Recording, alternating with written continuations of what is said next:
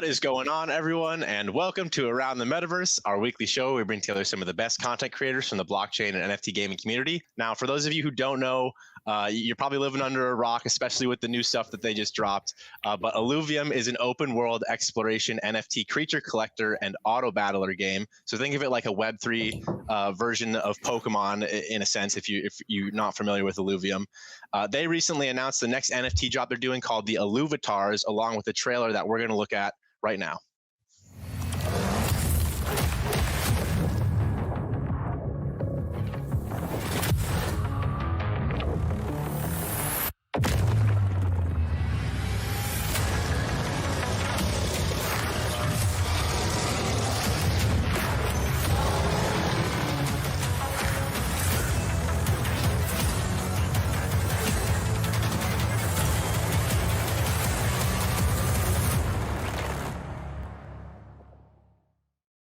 But let's get into our next topic here. Some more unfortunate news, I guess you could say, as a result of where we're at in the market. Just like, some of the big tech companies we've seen recently announce, Amazon, Facebook, and I'm sure more to come in that space too, laying off significant percentages of their workforce. We're seeing the same thing start to happen here in Web3 and in the metaverse, with an announcement here most recently by Splinterlands laying off nearly 45% of their workforce here. I mean, I feel like it's ultimately something they probably had to do, and I think Splinterlands, along with a lot of these companies, is still kind of learning how to grow and scale as a company. I mean, we saw last year when the bull run hit, like they were putting out fires left and right for several months because they just didn't have the capacity to expand that much, and then I think kind of got in the position where they overhired a little bit, and it's kind of going the other way on this end. I mean, a lot of these companies are basically new, and this is all kind of a new thing for them, and I think things were probably not really running all that efficient with all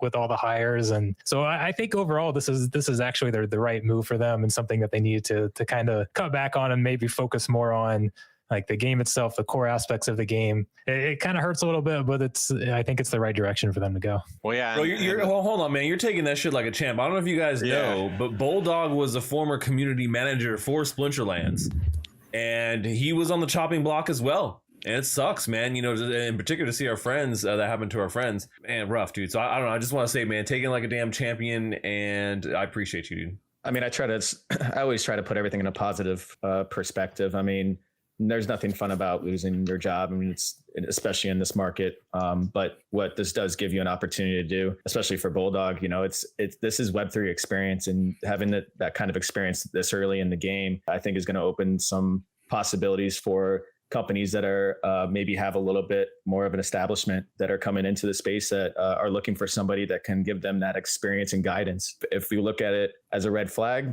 for the company, possibly, I mean, that would probably be something that Bulldog knows more than me about, in a sense of what's going on there. But outside looking in, I find it very exciting for the future of anybody who had the opportunity to work at a Web3 company now, and where they're going to be, where they land in the future. Yeah, we've talked about that quite a few times. There is no new player experience. It's literally you go in, like you don't know anything. Like there's no tutorial. There's not, there's no guide at all. It's crazy, man. I mean, like, and so, this is something that I've talked with Bulldog about too, is that there's just not a lot of thought, I think, put into the direction, and this may have contributed to it. This is something I was critical about when I started seeing them, move away from improving the core game and like focusing on all these other projects and things that didn't really like make sense with Splinterlands. And so I don't know if that affected this, like they tried to go on a limb and it didn't work, and so now that they overreached because of that. But yeah, I agree. With you, Alex. I think that they really needed to just kind of focus more on the game, and that may have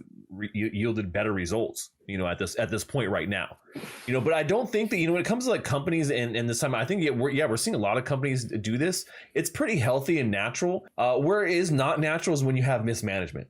Where we've seen people just like grossly mismanage companies. And that does happen when you have a small team that doesn't really know what to do, and they don't understand how to scale, and you have all this bloat. And we've seen it happen with other Web3 games. And I think that actually Splinterlands is not going to be the last. If we look at some of these games out there, there are a lot of games that are kind of bloated. They've got a little bit too much staff probably, And we're going to start to see some cuts happening, I think, all around for the gaming industry. And Web3 is not going to be any exception at all for that downturn. Even our favorite games are going to have to go through these cycles and lay people off. But it doesn't necessarily mean it's a red flag. It's just kind of like, all right, well, this is hard times, man. You got to do what you got to do to stay afloat and keep going as a company. And ultimately, that is actually a good sign for investors. I mean, I think the best advice is just stay the course if you're here already. You know, I'm sure all of us believe that crypto and NFTs, they're not going anywhere. So yeah, just like, I mean, continue to learn, contribute where you can, and just put yourself in a position where when the liquidity and the interest and the excitement returns, you're in a good spot. But yeah, continuing to learn is definitely the key. Because like, I mean, whether it's Bitcoin or NFTs or a gaming token, like you need conviction in your investment thesis to last through a bear market. And I think the only way to build that conviction is by learning about the technology, learn about what it enables us to do. And that'll tell you why it's not going anywhere and why I think anyway, adoption is inevitable. So just stick it out. Mm-hmm. But that's all we have tonight, folks. Thank you guys for sticking and watching with us. If you haven't yet, hit that like button, hit subscribe, and then don't forget to go down to the description and check out all of our friends' channels here. But yeah, thanks for sticking with us tonight, guys. Caution, Bulldog, Chris, thanks for joining. This is all we have tonight, folks. Catch you next week for another Around the Metaverse. See ya.